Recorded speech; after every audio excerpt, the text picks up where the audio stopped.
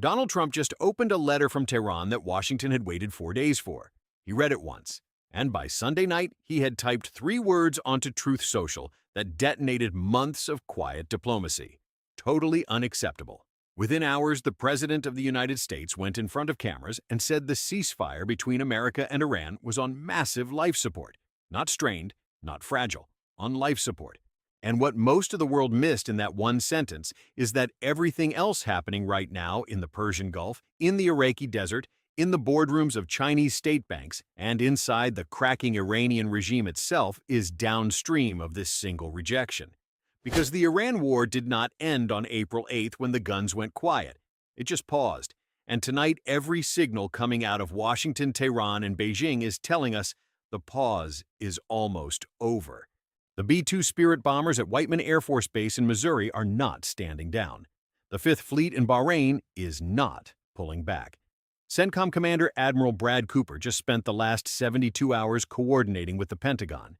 And Trump himself just confirmed he is meeting with his top military commanders the same afternoon he tore up the offer.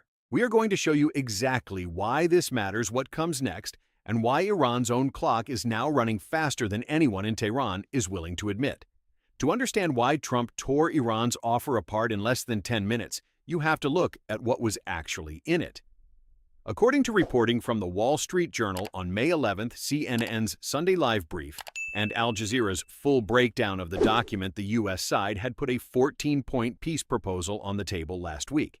The American demand was simple, and it was a wall. Iran would agree not to develop a nuclear weapon. Iran would halt all uranium enrichment for at least 12 years. Iran would hand over its existing stockpile, an estimated 440 kilograms of uranium enriched to 60%. That's about 972 pounds of material sitting just one technical step away from weapons grade.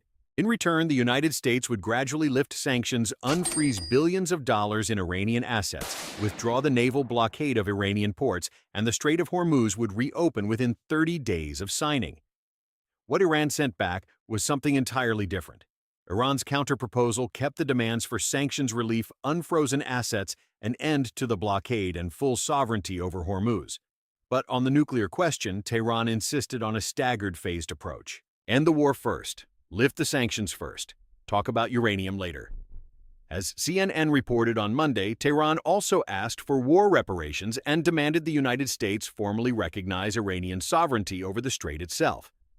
Before the war began, the Strait of Hormuz was free and open to all ships and international waterway carrying 1/5 of global oil and natural gas exports in peacetime. What Iran was effectively asking for in writing was that Washington bless an Iranian veto over one of the most strategically important choke points on Earth. The country's foreign ministry spokesman Esmail Baghaei told Iranian media the American demands were unreasonable. President Masoud Pezeshkian, posting on X in Persian, declared, "We will never bow our heads before the enemy." And Trump's response came in 2 parts. The Truth Social post. "I don't like it, totally unacceptable." Then the camera moment in the Oval Office. He told reporters they sent us a document we waited 4 days for that should have taken 10 minutes to do. We get that they guarantee no nuclear weapons for a very long period of time and a couple of other minor things. But they just can't get there. The plan is they cannot have a nuclear weapon. And they didn't say that in their letter. So now the ceasefire is on life support. And the Pentagon is in the room. Behind the public theater, the picture is even sharper. Sources familiar with the discussions told CNN that Trump has grown impatient with the continued closure of the strait and with what he perceives as division inside the Iranian leadership, preventing real concessions.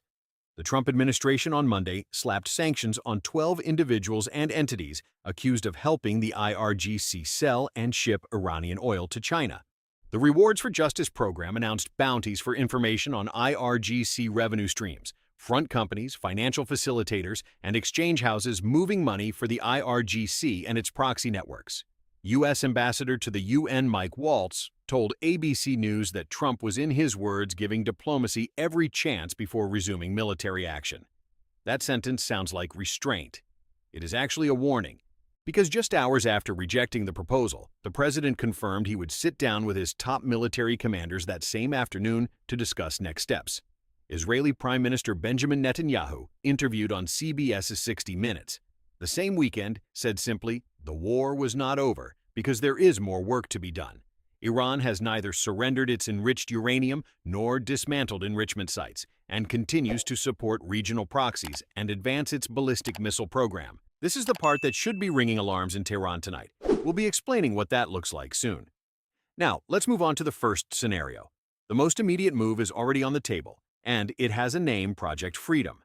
Operation Project Freedom was launched on May 4th by U.S. Central Command under Admiral Brad Cooper to escort merchant ships through the Strait of Hormuz.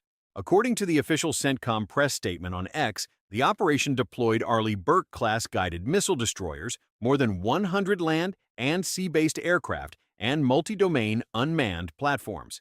We're not talking about a single warship babysitting a tanker. We're talking about a layered defensive package: surface combatants, carrier-based F/A 18 Super Hornets, and F-35Cs from the 5th Fleet Area of Operations maritime patrol aircraft, and unmanned surface and undersea systems woven together into a moving bubble of fires. By the end of the first 24 hours, the U.S. Navy had destroyed 7 Iranian fast attack boats.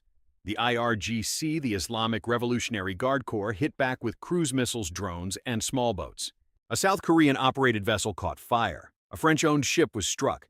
Secretary of State Marco Rubio told reporters at a Washington press conference that 10 civilian sailors had died as a result of the ongoing Hormuz conflict. And on May 5th, Trump announced he was pausing the operation by what he called mutual agreement to give negotiations a chance. That pause is now broken. With the peace proposal in the trash, multiple officials told CNN there are now 2 camps inside the administration. One camp, including voices at the Pentagon, is arguing for a more aggressive approach, including targeted strikes to further weaken Tehran. The other camp wants to keep diplomacy on the table.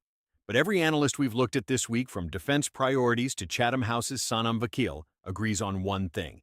If Project Freedom restarts this time, it will not pause. It will escalate.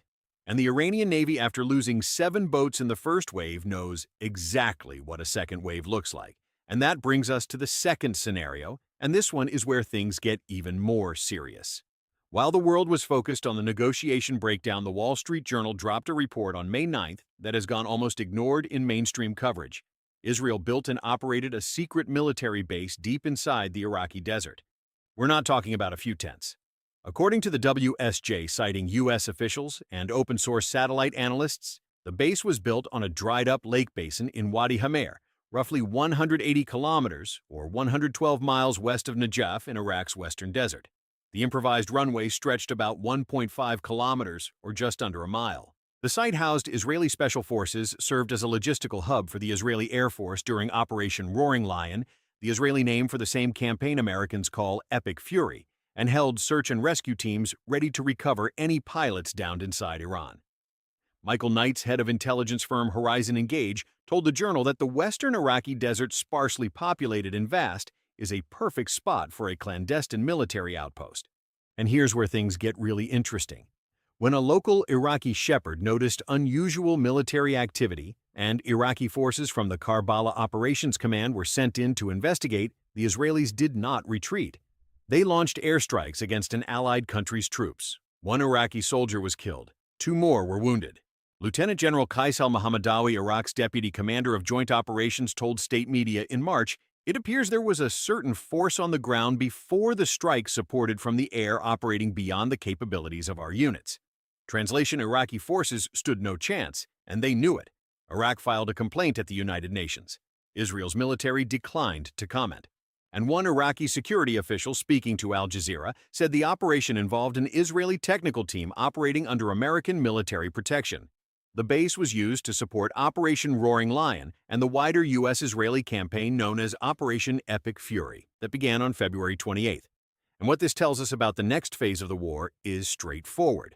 The United States and Israel have now demonstrated they can secretly assemble forward airfields hundreds of kilometers from any traditional base. Conduct strikes from them, defend them against the host country's military, and walk away clean. That is a capability set Tehran has no answer for. Iran's intelligence services were watching the wrong airfields. Its air defense radars were pointed at the wrong horizon. And by the time anyone in Tehran understood what had happened, the strikes were already over. And there's an even bigger issue behind all of this. But before we get to that, this is a quick reminder. If this is the kind of fact-filled military reporting you want to see more of, hit subscribe and turn on notifications. We bring you the full picture, not just the headlines. So subscribe and stay with us, because the next part is where Tehran's nightmare truly begins. Now, the third scenario, and this is the one Iranian generals are losing sleep over. We've all heard about the B-2 Spirit. We've heard about carrier strike groups parked in the Arabian Sea. But during this campaign, the U.S. military proved something else, something far more dangerous for a regime like Iran's. The Americans demonstrated a doctrine military planners have been refining for over a decade: the agile combat employment of expeditionary airfields. When you combine what Israel showed in the Najaf Desert, a 1.5-kilometer dirt strip on a dry lake bed supporting actual combat sorties, with what the U.S. Air Force has been openly practicing in Indo-PACOM exercises like the Agile Reaper series, the picture is terrifying for any adversary. American and Allied forces can roll a C-17 Globemaster onto a flattened patch of sand, drop fuel bladders, deploy a small ground crew of fewer than 30 airmen, and within hours have fighter aircraft operating from a runway that did not exist the day before, that no Iranian satellite was watching, and that no air defense battery was tracking. They can fly a sortie from that field, strike a target inside Iran with standoff weapons like the AGM-158 JASSM, the Joint Air-to-Surface Standoff Missile recover at a different field, and the original strip is folded up and gone before Tehran's intelligence directorate even types up a report. This is what the Pentagon means when it talks about strategic surprise. Iran's air defense network, what's left of it after Operation Epic Fury, is built to detect threats from known air bases, from known carrier positions, from known directions of approach.